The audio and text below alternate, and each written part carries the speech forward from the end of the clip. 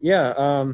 So my wife's been public about her health. I don't necessarily think that should be a requirement for people to disclose as they're continuing to try to make these decisions for what's best for them and their family. But that was something she chose to do, to kind of shine a light on what a lot of players are struggling with right now.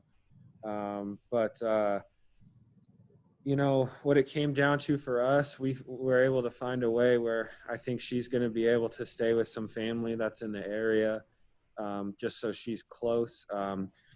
We didn't want anything to happen and have her be half the country away from where I'm at right now. So she's close enough where that if something happens, if I get sick, even though she can't be with me because she's high risk, obviously, that she'll be able to help in some way, bring groceries or I don't know, stop by the house and make sure I have everything I need, something like that. So from that standpoint, we're feeling a little bit better about it. But I don't know. So far, we're only 3 days into this. So Yeah. far, our staff, um, our medical staff, has been doing an incredible job, and I think it's running as smoothly as it can at this point. But like a lot of players, the opt-out provisions aren't great. Like they're not great. There's a lot of players right now that are trying to make decisions, that might be participating in camp that aren't 100% comfortable with where things are at right now. And that's kind of where I am. I think I'm planning on playing, but if at any point this I start to feel unsafe, if it starts to take a toll on my mental health, with all these things that we have to worry about, and just kind of this cloud of uncertainty hanging over everything, then I'll opt out. But for now, I've prepared for the last 3 months like I'm gonna play. I feel ready to go. But as I sit here talking to you guys, let me hold on. Let me check something.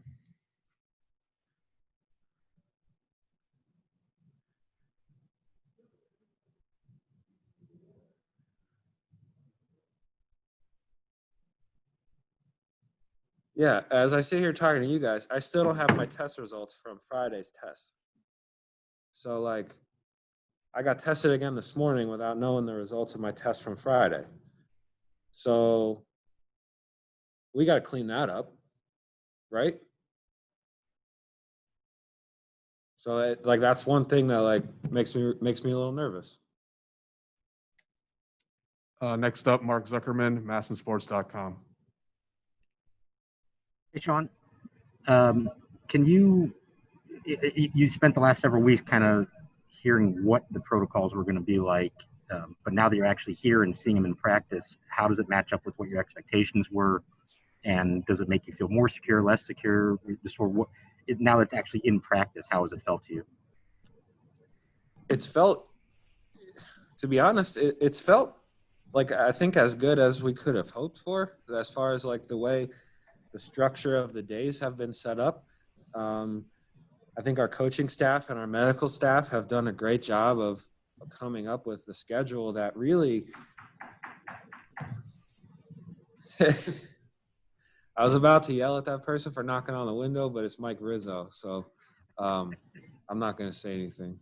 But I think our staff and our coaches have done an awesome job of coming up with a schedule that really factors in distancing. There's not a lot of there's no overlap at all with anybody except the people that you need to be around in order to play catch with somebody or something like that.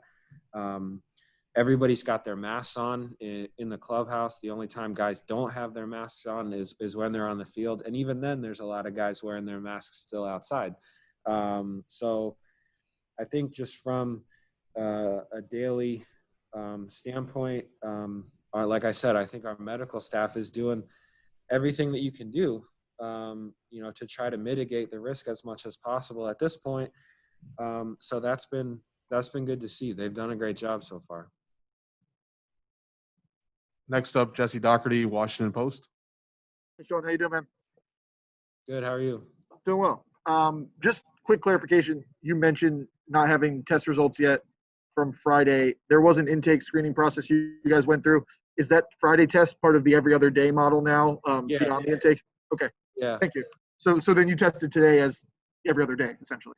Yeah. So Wednesday was intake, and then starting Friday was the beginning of our every other day testing. So,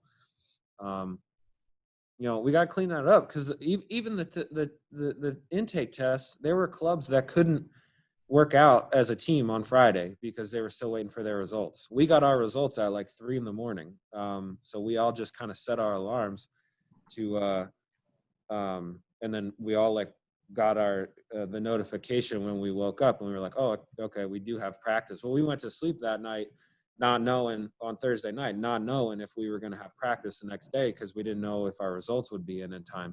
And there were a few teams that their results didn't come back. And so they lost a day. And when spring training is only 3 weeks long, you got to have those days. You need every day to try to get ready for the season.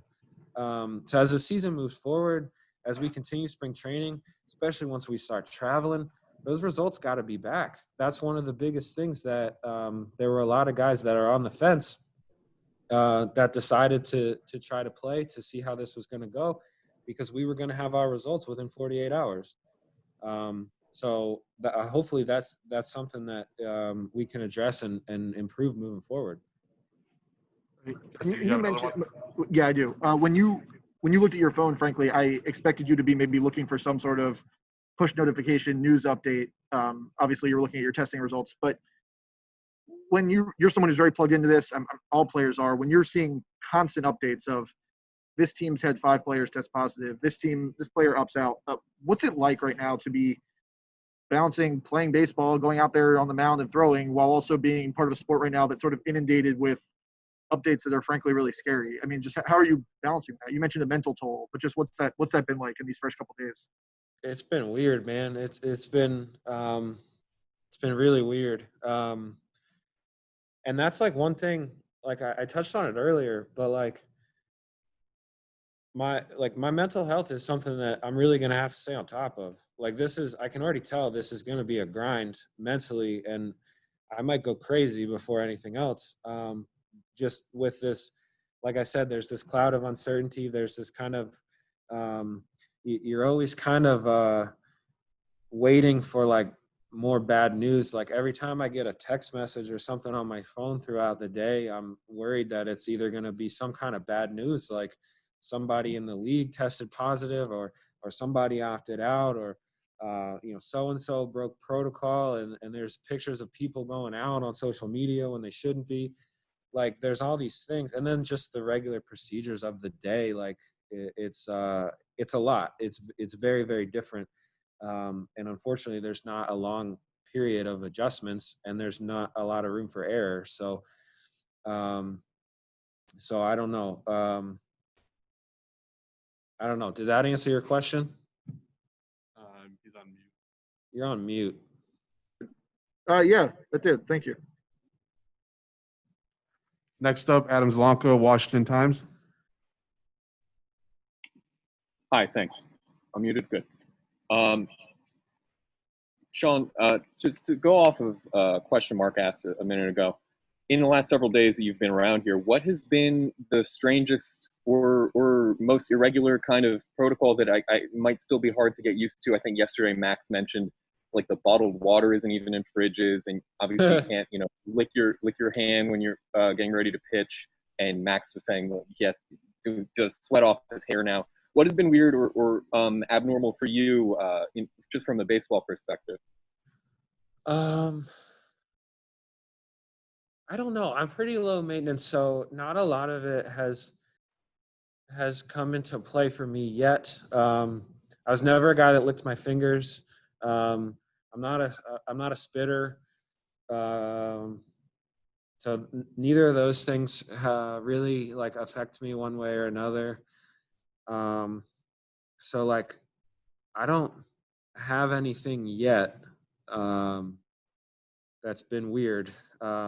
Just trying to monitor. I'm a big fist bump guy. Like I like to say thank you to my catcher after he's caught my bullpen session, or my throwing partner after we. So just interacting with people throughout the day. I think I don't know. It's just different. I feel like those are maybe some of the easier adjustments that we're gonna have to make, but I don't really have anything that's been too weird, at least in my experience to this point. Next up, Brittany Giroli from The Athletic. Hi, Sean. How are you? Good. How are you? Good. So I'm curious, just to switch gears here a little bit. You and your wife were really active in kind of attending a lot of the Black Lives Matter rallies, and you've been very outspoken in the past. And I'm wondering what your reaction was to reading that post from Ian Desmond, and whether you think there is a cultural problem at large in MLB.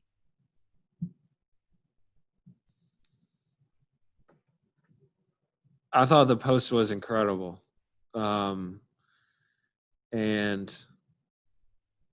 I mean, I read it over and over again a few times, and for him to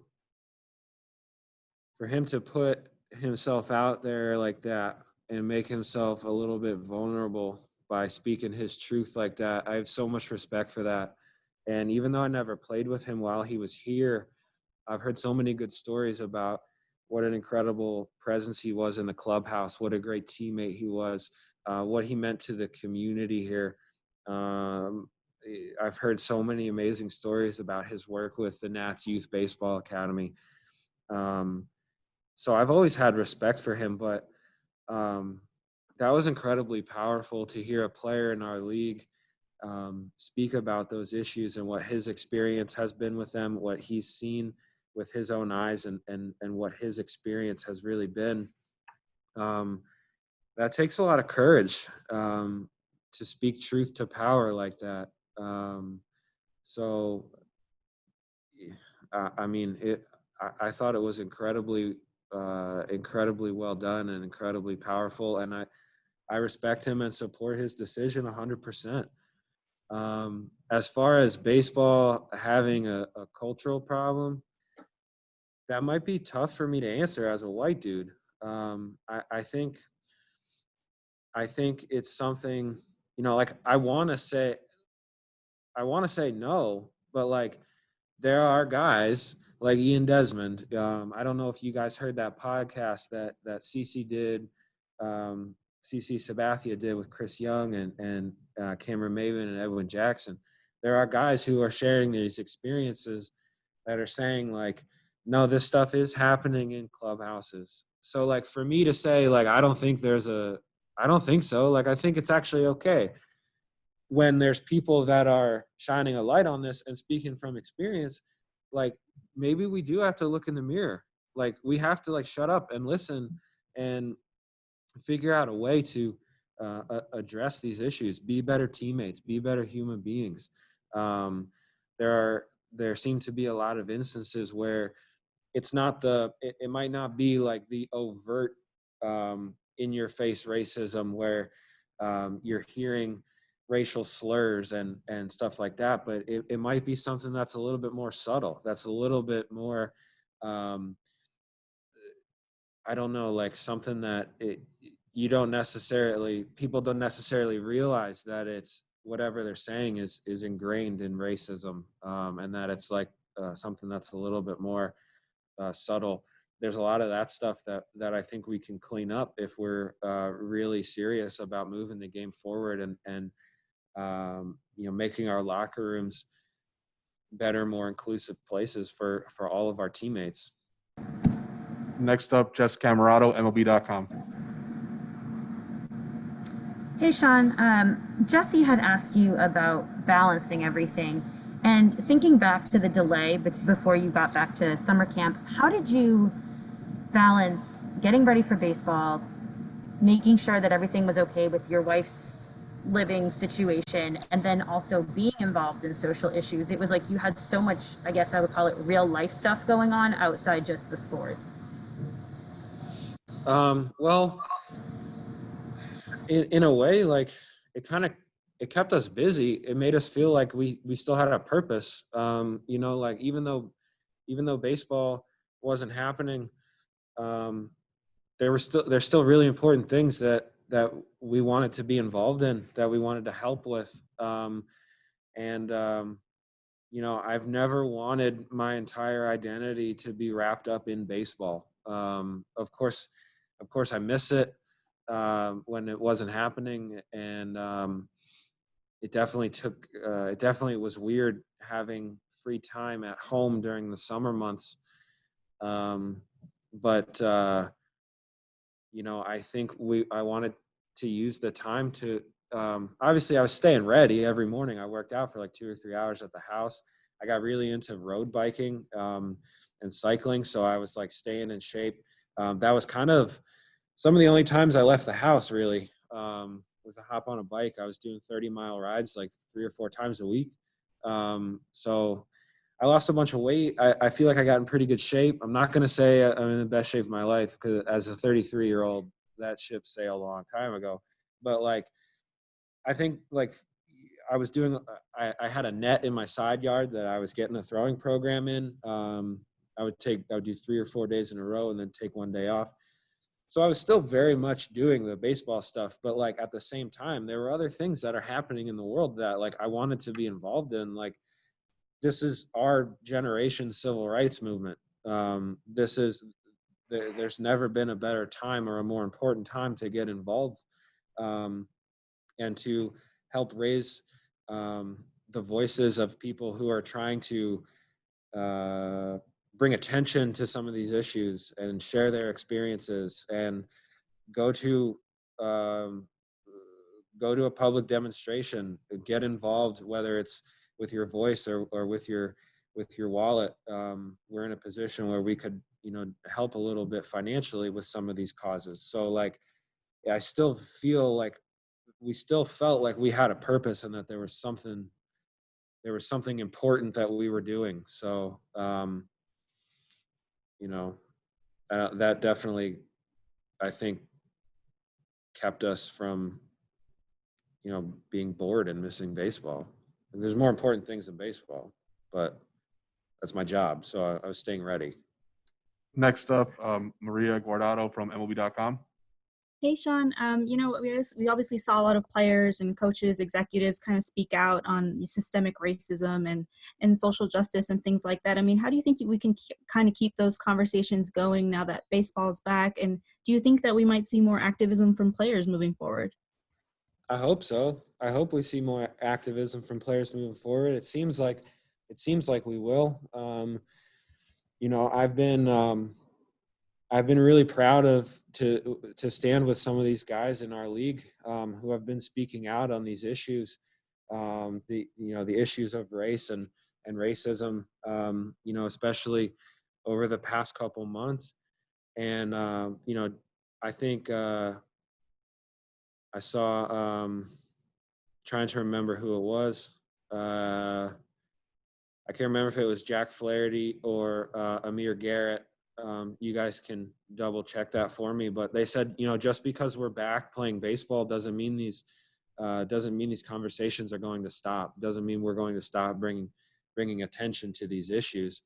And I think this is where we're still trying to come to grips with where baseball fits in, American society in 2020. Is it just a distraction? Is this like some ancient Rome bread and circuses stuff where we're just like appeasing the masses and giving them a distraction from everything else that's going on in the world, all the bad things that are going on in the world? Or can we be a productive part of the discussion about ending racism and promoting equality and justice for everybody? I think we've seen I think we've reached a tipping point where over the last couple of months, guys have kind of found their voice.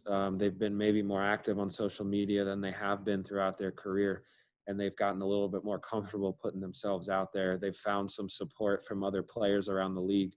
So I think it's all culminated in and there's going to be a lot of guys that are going to continue these conversations. And like I said before, I'm proud to stand with those guys and try to amplify their voices and echo their message.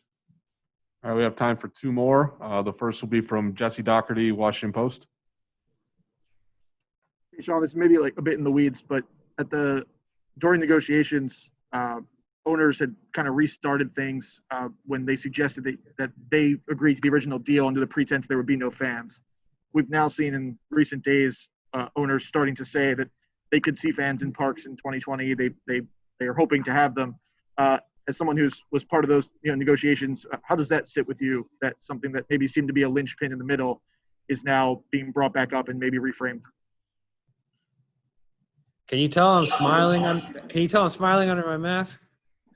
I can't, but we'll put that on the record that you smiled. You know what? I'm going to dance around that question a little bit. Okay. Just because there's still a lot of moving pieces behind the scenes. But I don't think any of us were necessarily surprised by that. But I do think it does like bring to mind kind of where we're at in our response to this as a country. Like, we're trying to bring baseball back during a pandemic that's killed 130,000 people.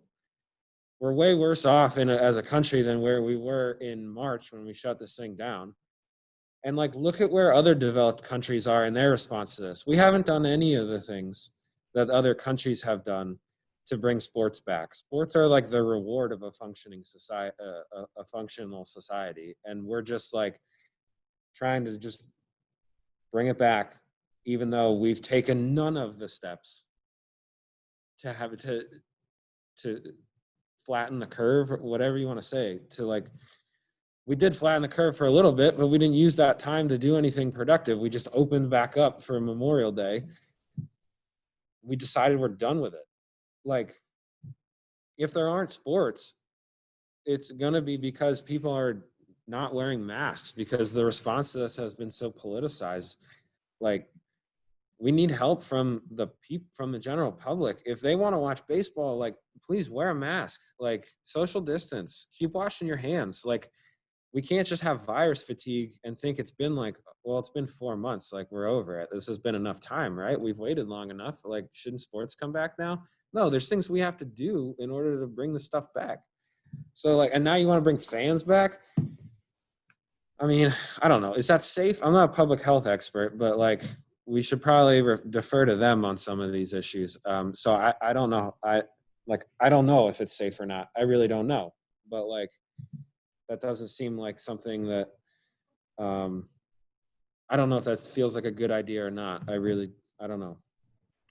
All right, our final question will be from Todd Dybus, NBC Sports Washington. And Sean, like Jesse just alluded to, I kind of want to ask you about negotiations and your view of the 3 months after the original agreement, which ended up being what you guys are doing in the end anyway.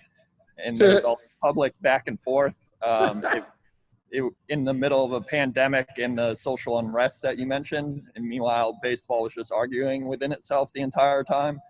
Kind of what was your feeling while that was going on, and ultimately what was your feeling on what was landed on at the end? It was awful.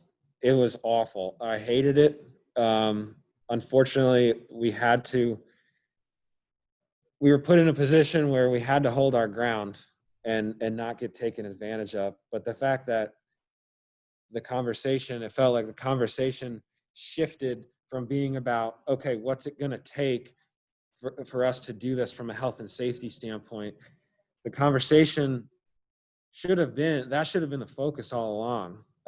How are we going to keep these people safe, and not just the players, the staff and all the auxiliary workers that it takes to put a baseball season on.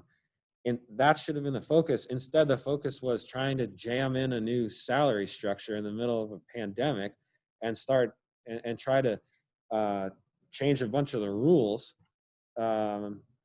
Stuff they've wanted to do all along in like a 2-month window during a pandemic. So it's like, the whole thing, it felt tone deaf. It felt gross. I'm proud of our solidarity. I'm proud of the way players held the line and didn't give in.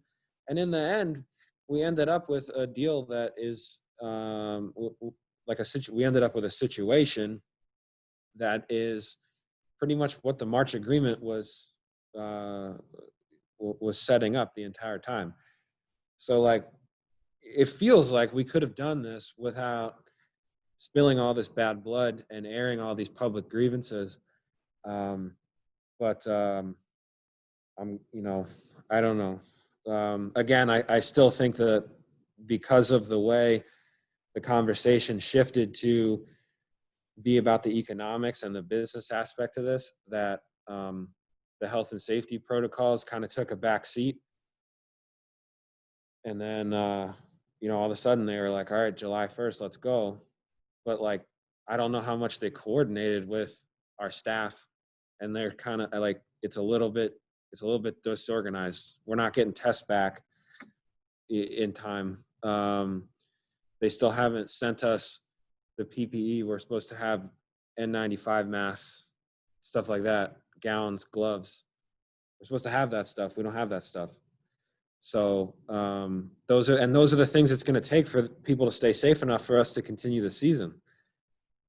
So I really wish the focus was more on the health and safety protocols, and maybe we could have avoided a lot of that mess.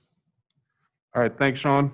You're good for today. Everybody, we will get Davey in as soon as I can, so stay close.